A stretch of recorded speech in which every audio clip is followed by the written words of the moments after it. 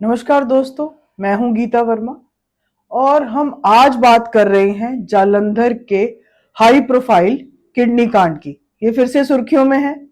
इस वीडियो में हम ये बताएंगे कि 10 साल से लटक रहे इस केस में अहम गवाही क्यों नहीं हो रही। अवैध ट्रांसप्लांट की संगीन धाराओं में नामजद सर्वोदय अस्पताल के डॉक्टर राजेश अग्रवाल, संजय मित्तल और अन्य कैसे आज भी ऑपरेट कर रहे हैं या किडनी ट्रांसप्लांट कर रहे हैं। तो ये गवाही है सौदागर चंद की। आइए जानते हैं कौन है सौदागर चंद और क्या थी उनकी गवाही। सौदागर चंद गवर्नमेंट रेगुलेटरी बॉडी डीआरएमई के सुपरिटेंडेंट थे। उन्होंने पुलिस को रिपोर्ट दी थी जिसके आधार पर नेशनल किडनी अस्पताल के डॉक्टर राजेश अग्रवाल और संजय मित्तल इस अवैध किडनी ट्रांसप्लांट केस में दोषी पाए गए थे और इनका लाइसेंस रद्द हो गया था। इस रिपोर्ट को पढ़कर सारी सच्चाई सामने आ जाती है। इसके director research and medical education के सौदागर चंद ने 2015 में ही पुलिस को सबमिट कर दी थी। आइए पढ़ते हैं रिपोर्ट की कुछ लाइनें।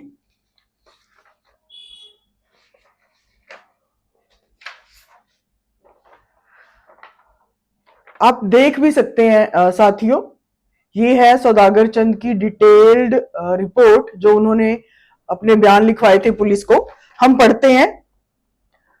रिकॉर्ड के मुताबिक डीआरएमई मोहाली ए किडनियां ट्रांसप्लांटेशन करन समय नैशनल किडनी अस्पताल जलंधर ਵੱਲੋਂ उक्त 7 केसां ਵਿੱਚ ਕਿਸੇ भी ऑथोराइजेशन कमेटी पासों एनओसी ਜਾਂ मंजूरी हासिल नहीं की गई। ਇਹ किडनियां नैशनल किडनी अस्पताल जलंधर ने अपने तौर पर बिना किसी ऑथोराइजेशन कमेटी की मंजूरी ते एनओसी ले बिना कीतियां ਹਨ।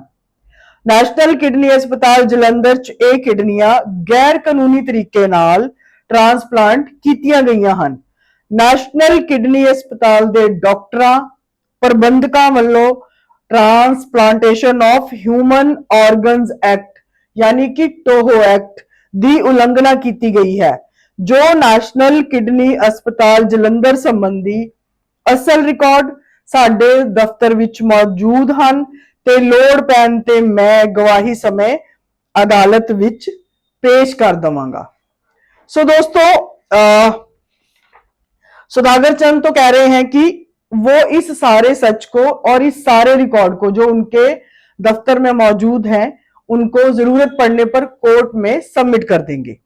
मगर ऐसा क्या है कि 11 साल बीत जाने के बाद भी उनकी गवाही नहीं ली गई, ना ही रिकॉर्ड सबमिट हुए और ना ही अदालत को यह लगा कि उनकी गवाही अहम है।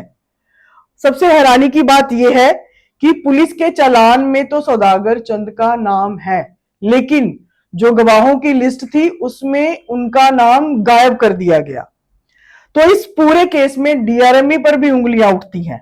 एक तरफ तो वो डॉक्टरों को दोषी पाती है और उनका लाइसेंस रद्द करती है, तो दूसरी तरफ उन्हीं डॉक्टरों को सर्वोदय अस्पताल में किडनी ट्रांसप्लांट के लिए ऑथोराइज भी करती है।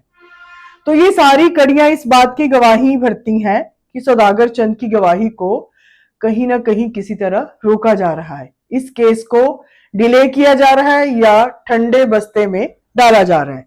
क्योंकि इससे पहले भी जज मीनाक्षी गुप्ता ने विटनेस विंडो बंद करते ही निजी कारणों का हवाला देते हुए खुद को इस केस से अलग कर लिया था या इस केस को ही छोड़ दिया था।